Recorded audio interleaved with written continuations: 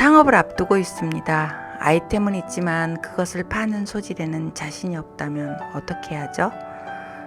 창업의 영업력은 어떻게 보완할 수 있을까요? 창업을 했다면 내 일과 제품에 상관없는 일반적인 분야에 대해서는 최고 전문가가 되어야 한다고 생각합니다. 영업사원을 하기 위해서가 아니라 최고 영업 전문가를 만나기 위해서라도 그렇습니다.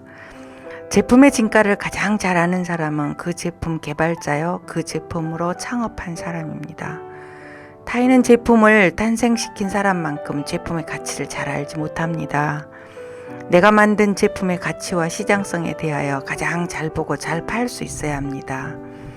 그래야 직원도 팔로워도 그 가능성을 알아보고 고객도 구매를 결정하게 하는데 중요한 역할이 가능해집니다. 제가 처음으로 제품을 팔아야 했을 때 에피소드 한 가지 말씀드릴까요? 누구보다도 제품에 자신은 있었는데 막상 팔아보려고 접객 시도를 했습니다. 경험이 없어서인지 막상 고객 앞에서 자신감이 없는 거예요. 창업에서 백화점에 진출하다 보니 백화점 행사장에 지인들이 축하한다며 매장 방문을 해주곤 했습니다. 일명 비타민 음료수 등을 사들고 방문해 주어 매장에 늘상 음료수 박스가 쌓여있곤 했습니다. 점심 식사를 하려고 나서기만 하면 손님이 들이닥치는 겁니다.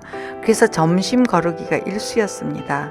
다시 말해 빈속에 바카스 또는 비타민 음료수들만 들이키곤 했다는 겁니다.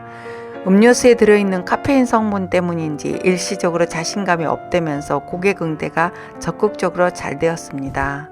이렇게 업된 자신감으로 고객 응대와 접객 실습을 적극적으로 할 수 있었습니다.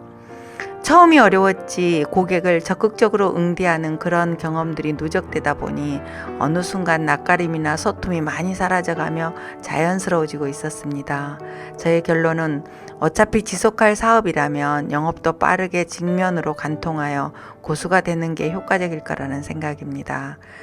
사실 그간 종종 잘 팔리는 아이템을 개발하는 자신감은 있는데 잘 팔 자신은 없어서요 라고 말씀하시는 분들이 생각보다 많았습니다.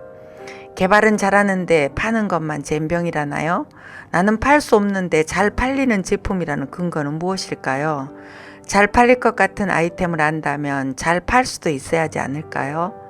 잘 팔릴 것 같은 아이템을 안다는 건 그것을 어떻게 팔아야 하는지를 아는 것까지를 포함해야 합니다. 전문가를 고용한다 하더라도 내가 어떻게 하는지를 아는데 못하는 것과 어떻게 하는지를 모르고 못하는 것은 분명히 다릅니다. 전문가에게 일을 맡긴다 하더라도 내가 아는 상태에서 일을 주는 것과 아닌 것은 확연히 다릅니다. 따라서 사업 아이템을 보는 사람은 파는 방법까지 함께 알아야 합니다. 그래야 팔 사람을 선정하는데도 마케팅 전략을 기획하는 일도 효과적입니다. 제품을 보는 안목의 눈은 파는 방법까지 함께해야 합니다. 결국 답은 이렇습니다. 제품을 개발할 자신이 직접 팔아봐야 한다는 것 잘못하지만 직접 해보면 제품이 어떤 문제가 있고 반응하고 부딪히게 되는지 알게 됩니다. 제품은 미래, 앞으로 이것을 팔 때 어떤 점을 보완해야 하는지, 어떤 점을 보강해야 하는지도 알 수 있습니다. 제품뿐만 아니라 사람도 이런 흡사한 과정을 통해서 나아지고 성장합니다.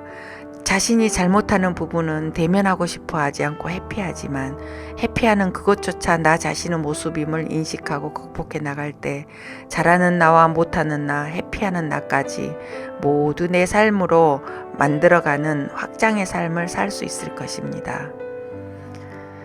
오늘의 김용유 한마디입니다. 세상의 모든 것들은 팔리기 위해 존재한다.